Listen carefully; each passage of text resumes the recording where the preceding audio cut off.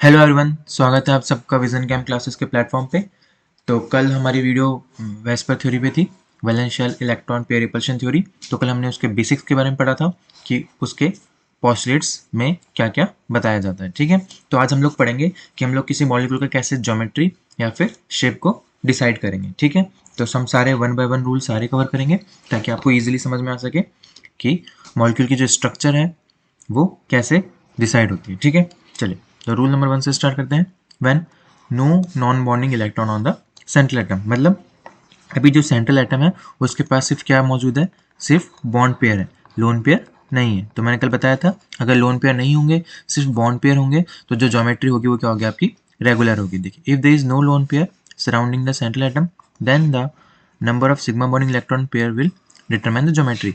तो अब सिर्फ क्या है उनके पास, सिग्मा बॉन्डिंग इलेक्ट्रॉन पेयर्स है, तो वही क्या डिसाइड करेंगे आपकी ज्योमेट्री को of the molecule, and the geometry will be regular shape. और जो ज्योमेट्री होगी वो भी क्या होगी आपकी, जो रेगुलर होती है, मतलब जो हाइब्रिडाइजेशन होता है वही आपकी क्या हो जाएगी यहाँ पे ज्योमेट्री। ठीक है, चलिए फर्स्ट से स्टार्ट करते हैं, फर्स्ट एग्जाम्पल से।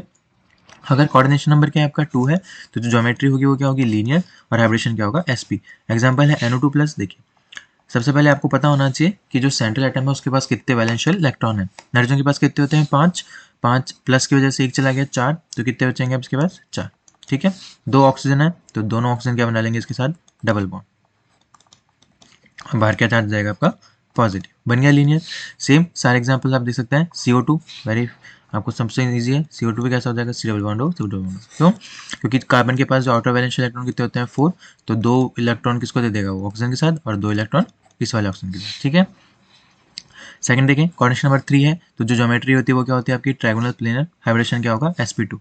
बी वाला बोरोन के एग्जांपल फेमस है, BF3 बनाते हैं, एक बोरोन, 3 इलेक्ट्रॉन होते हैं इसके पास आउटर मोस्ट में, तो एक किसका बना लेगा, फ्लोरीन के साथ, दूसरा और तीसरा फ्लोरीन के साथ। ठीक है, तो 3 फ्लोरीन एटम बन गए, और ये क्या बन गया आपका, प्लेनर, और साथ में क्या है ये, ट्राइगोनल, तो क्या बन गया आपका, ट्राइगोनल प्लेनर। SO3 सल्फर के पास कितने आउटर मोस्ट इलेक्ट्रॉन होते हैं वैलेंशियल में, 6, तो क्या करेगा, डबल बॉन्ड ऑक्सीजन के साथ, डबल बॉन्ड ऑक्सीजन के साथ और डबल बॉन्ड ऑक्सीजन के साथ, बन गया ट्राइगोनल प्लेनर। ठीक है, तो इस तरह से सारे एग्जांपल किसके हैं आपके, ट्राइगोनल प्लेनर। CH3+ अच्छा एग्जांपल है। कार्बन के पास कितना आउटर वैलेंशियल इलेक्ट्रॉन होते हैं, 4, लेकिन प्लस की वजह से एक इलेक्ट्रॉन आउट हो गया, तो कितने बचे, 3। 3 बचे हैं तो क्या बना लेगा, 3 हाइड्रोजन के साथ बॉन्ड और ब्रैकेट बन, और लास्ट में चार्ज करा जाएगा आपका पॉजिटिव। ये भी क्या बनेगा आपका, ट्राइगोनल प्लेनर। क्या बोलते हैं इसको हम, कार्बोकेटाइन। CO3-2 ये भी फेमस, ये भी बहुत सिंपल एग्जाम्पल। एक तो क्या बना लेगा, डबल बॉन्ड, और बाकियों के साथ क्या बना लेगा, ये सिंगल बॉन्ड, सिंगल बॉन्ड, और नेगेटिव चार्ज, नेगेटिव चार्ज। क्यों, क्योंकि कार्बन के पास कितने इलेक्ट्रॉन होते हैं आउटर मोस्ट शेल में, 4, तो 2 इलेक्ट्रॉन यहाँ पे, एक इलेक्ट्रॉन इसके साथ, एक इलेक्ट्रॉन इसके साथ। ऑक्सीजन के पास कितने होते हैं, 6, नेगेटिव कर से क्या आ गया, एक 7, और एक इसका बना लेगा कार्बन के साथ, कितने हो जाएंगे ऑक्सीजन के भी, 8। कैसे, देखिए 2 इलेक्ट्रॉन ये रहे, 2 ये रहे, 2 ये रहे, और एक नेगेटिव चार्ज, हो गया 8, ऑक्टेट पूरा हो गया। ठीक है, नेक्स्ट देखते हैं हम, कोऑर्डिनेशन नंबर 4, ज्योमेट्री क्या होगी, टेट्राहेड्रल हाइब्रिडेशन, sp3। एग्जांपल अच्छा है, CH4+, NH4+, और BF4-। ये तीन एग्जांपल काफ़ी देखने को मिल जाते हैं। NH4+ भी कैसा होता है आपका टेट्राहेड्रल, और BF4- भी कैसा होगा आपका, टेट्राहेड्रल। ठीक है, एक एग्जाम्पल है BH4-, इसको भी देख सकते हैं आप। XeO4 ये भी अच्छा एग्जाम्पल है, सिलिकेट्स में आप पढ़ते ही हैं, ये भी अच्छा एग्जाम्पल है।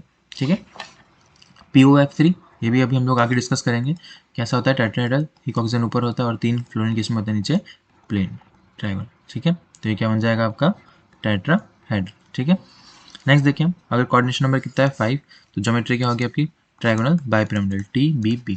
हाइब्रिडेशन क्या हो जाएगा आपका, sp3d। अच्छा एग्जाम्पल है XeO3F2, PCl5, SbCl5 और VF5। Xe वाले तो आपने सब नहीं पढ़े हुए हैं, क्या होगा, फ्लोरीन, फ्लोरीन यहाँ पे आ जाएगा, और 3 कहाँ चले जाएंगे आपके, इक्वेटोरियल में। ठीक है, तो ये क्या बन गया आपका, TBP।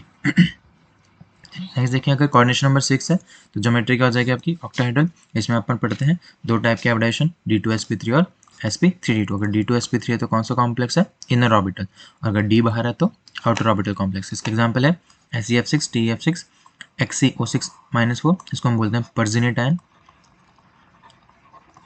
अच्छा ऑक्सीडाइजिंग एजेंट होता है। ठीक है, लास्ट देखें हम 7, तो 3 टाइप की ज्योमेट्री होती है कोऑर्डिनेशन नंबर 7 में। एक है पेंटागोनल बाइपिरामिड, दूसरा कैप्ड ऑक्टाहेड्रॉन, और फिर तीसरा कैप्ड ट्रायगोनल प्रिज्म। ठीक है, हम देखेंगे जनरली जो कैप्ड ट्रायगोनल प्रिज्म है ये लेंथेनाइड कॉम्प्लेक्सेस बनाते हैं आपके, LNF7 जैसे। हाइब्रिडेशन क्या हो जाएगा आपका, sp3d3, और एग्जाम्पल है आपके IF7 और ReF7, ठीक है। तो अगर सेंट्रल मेटल के पास एक भी लोन पेयर नहीं है, सिर्फ बॉन्ड पेयर है, तो कौन सी ज्योमेट्री पाई जाएगी? उनके पास रेगुलर ज्योमेट्री पाई जाएगी, और इनके कोऑर्डिनेशन में के अकॉर्डिंग ये सारी क्या है इनकी ज्योमेट्री, ठीक है। यहाँ पे बना रखे हम लोगों ने, the existence of pi bonding electron does not change the basic geometry of the molecule, क्योंकि कल मैंने बताया था कि ट्रिपल बॉन्ड हो चाहे सिंगल डबल बॉन्ड हो, इनको भी हम कैसे ट्रीट करते हैं? As a single bond. इसलिए पाई बॉन्डिंग इलेक्ट्रॉन्स जो बेसिक ज्योमेट्री मॉलिक्यूल की वो नहीं क्या करती है, चेंज नहीं करती, ठीक है। BF4 माइनस एग्जाम्पल है PX5 XCO4 SF6 ऑक्टाहेड्रल है, AF7 क्या है ये? पेंटागोनल बाई पिरामिडल, ठीक है। XCO6-4 ये भी कैसा होता है आपका? ऑक्टाहेड्रल। और POF3, ठीक है, ये ऐसे बना रखा है इन्होंने, आप ऐसे बना सकते हैं इसको, ये POF3, ठीक है। चलिए, तो ये था आपका रूल नंबर 1। रूल नंबर 2 में देखें, effect of non bonding electrons. अभी ऊपर क्या थे? सिर्फ अपने पास बॉन्ड पेयर्स थे, अब यहाँ पे क्या आ जाएंगे आपके पास? लोन पेयर्स भी आ जाएंगे, साथ में क्या होंगे आपके पास? बॉन्ड पेयर्स, ठीक। When the central atom bears both the bond pairs and lone pairs, अगर सेंट्रल एटम के पास बॉन्ड पेयर भी है और लोन पेयर भी है, तो जो स्ट्रक्चर है will get deviated from the regular geometry predicted from the rule 1। क्यों? अब क्योंकि यहाँ पे क्या होंगे, इन दोनों के बीच में रिपल्शन आना चालू हो जाएंगे, और रिपल्शन की वजह से जो रेगुलर ज्योमेट्री वो क्या हो जाएगी? डेविएशन हो जाएगी, ठीक है। The repulsive force of the lone pairs is much greater than that of bond pairs. इसका मैंने रीजन बताया था, क्यों? क्योंकि जो लोन पेयर है वो ज़्यादा स्पेस ऑक्यूपाई करता है किसके बजाय? बॉन्ड पेयर के, इसलिए जो रिपल्सिव पावर है किसका? लोन पेयर के बीच में वो ज़्यादा होता है कंपेरेटिवली बॉन्ड पेयर के। और हमने कल पढ़ा था कि लोन पेयर में ज़्यादा होंगे, फिर लोन पेयर बॉन्ड पेयर, और सबसे लास्ट में किसमें होंगे? बॉन्ड पेयर में, ठीक है।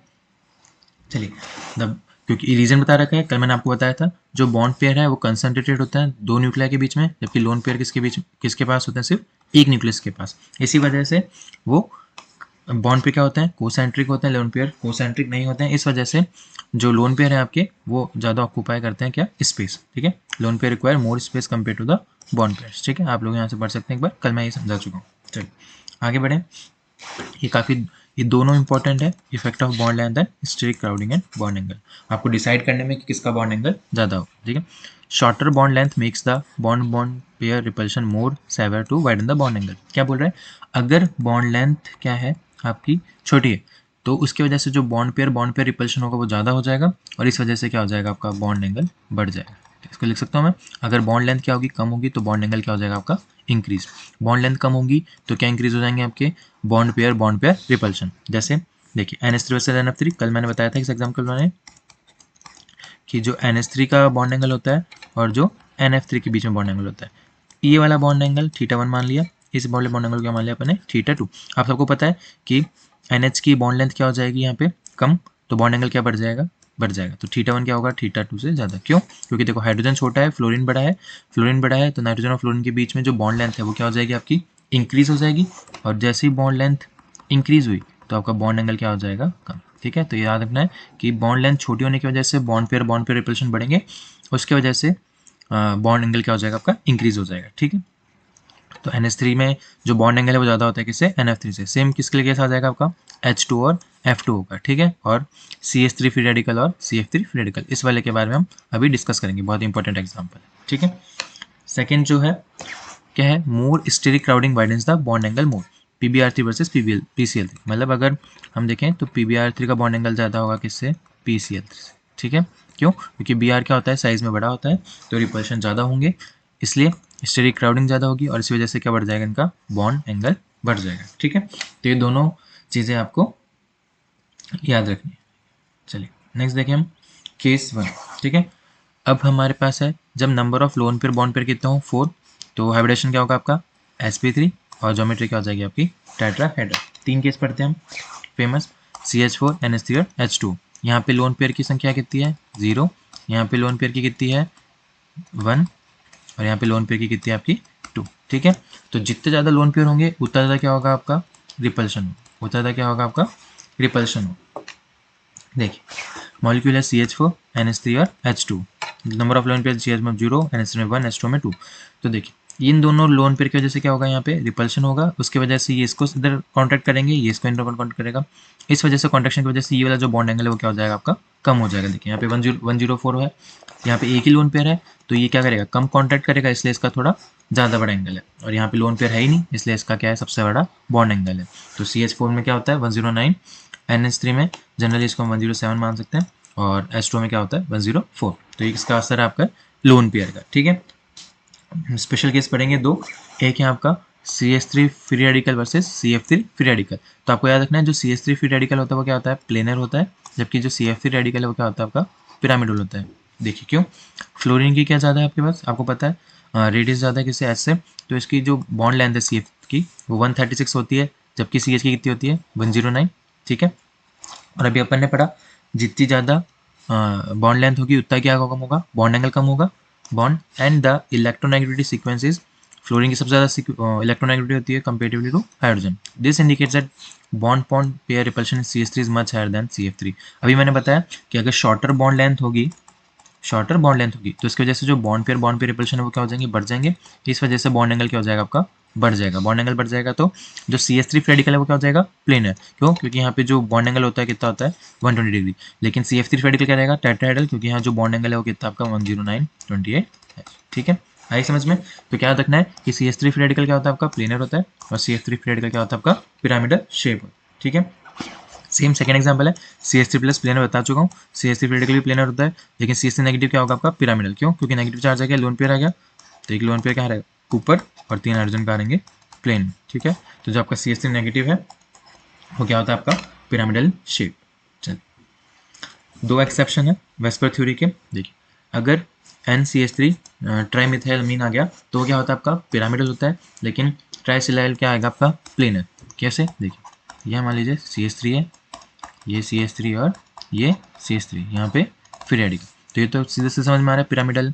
लेकिन अभी सिलिकॉन की वजह से प्लेनर क्यों हो गया, बहुत सारे बच्चे गलती करते हैं, और बहुत अच्छा एग्जाम्पल जनरली सारे एग्जाम्स में पूछा जाता है। ठीक है, देखिए जो नाइट्रोजन के पास लोन पेयर है और अपने पास सिलिकॉन के पास क्या है, एम्प्टी ऑर्बिटल्स है, एम्प्टी ऑर्बिटल्स है, एम्प्टी डी ऑर्बिटल्स है, तो क्या करेगा ये जो अपने लोन पेयर है वो क्या करेगा, सिलिकॉन के एम्प्टी डी ऑर्बिटल्स में ट्रांसफर कर देगा। उस वजह से ये लोन पेयर कैसे बिहेव करेंगे, अब डबल बॉन्ड कैरेक्टर जनरेट हो जाएगा, और इसी वजह से ये मॉलिक्यूल कैसा हो जाएगा आपका, प्लेन है।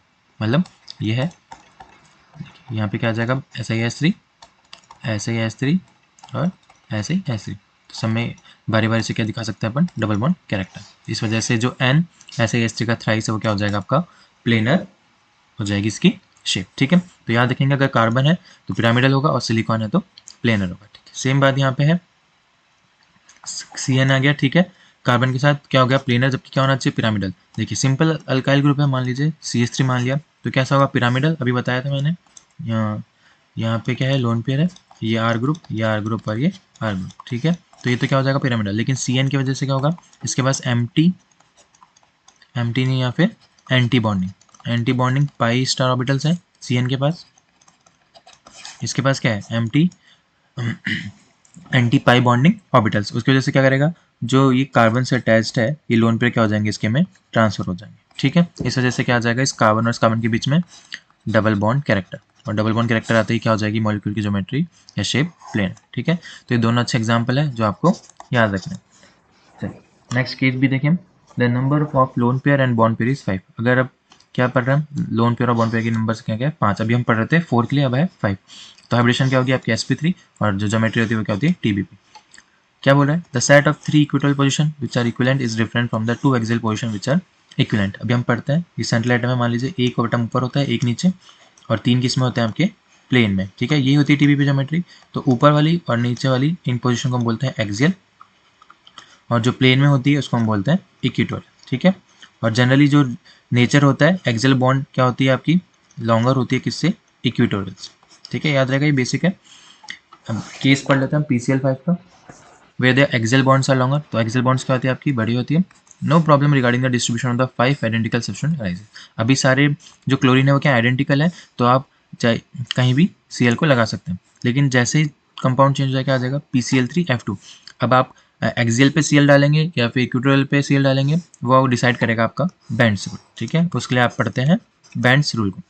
The position of different substance can not be predicted from VSEPR theory very clearly. VSEPR theory इस बात का जवाब नहीं देता है, और तब बात हमारी नीड आती है बैंड्स रूल के लिए। बैंड्स रूल प्रेडिक्ट करता है किसकी ज्योमेट्री, टीबीपी की।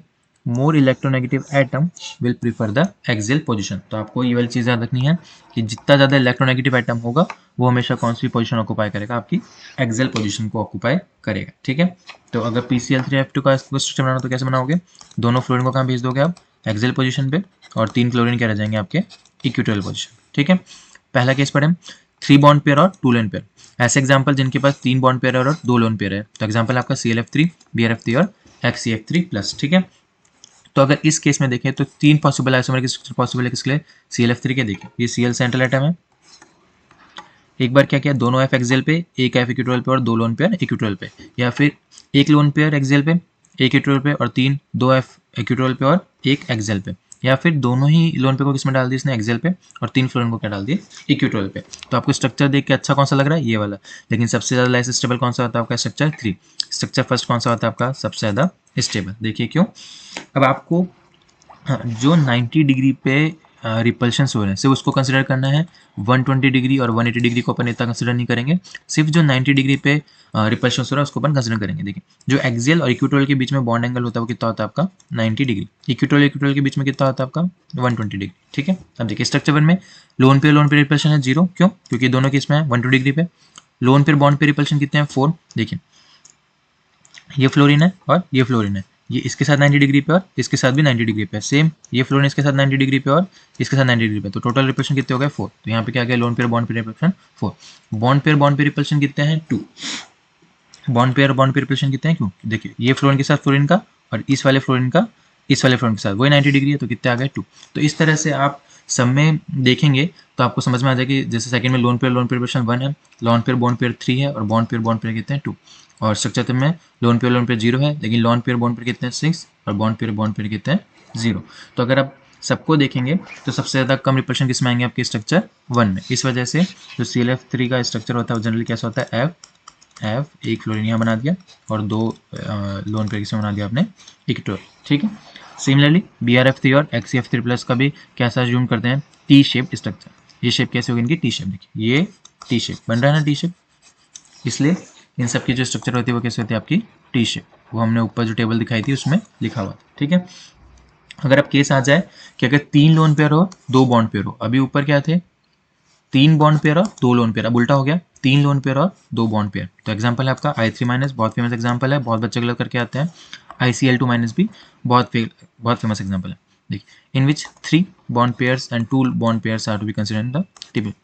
3 पॉसिबल स्ट्रक्चर पॉसिबल है वापस से ICl2- के लिए। देखिए I को ले लिया बीच में, Cl और Cl कहाँ डाल दिया हमने, एक्सियल पे, और 3 इक्वेटोरियल में कहाँ डाल दिया अपने, लोन पेयर पे, या फिर 2 Cl को इक्वेटोरियल पे डाल दिया, 2 एक्सियल लोन पेयर, एक और इक्वेटोरियल पे। ठीक है, 3 स्ट्रक्चर पॉसिबल है। वापस से आप लोग कोशिश करेंगे इसमें निकालने की, तो आपको ये 3 स्ट्रक्चर मिलेंगे। इनके दिखा रखे हैं, लोन पेयर रिपल्शन कितने हैं, lone pair bond pair repulsion कितने हैं, और बॉन्ड पेयर रिपल्शन कितने हैं। तो अगर आप इन सबको टैली करोगे तो इसमें से आपको सबसे जो स्टेबल स्ट्रक्चर मिलेगा वो किसका मिलेगा, स्ट्रक्चर 1।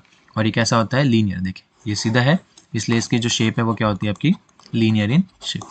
तो हमेशा कोशिश करनी है कि जो आपके लोन पेयर आएंगे उनको आप कौन सी पोजीशन देंगे, इक्वेटोरियल। ठीक है, और जो इलेक्ट्रोनेगेटिव एटम है उनको कौन सी पोजीशन देंगे आप, एक्सियल। ये दोनों चीज़ आपको याद रखनी।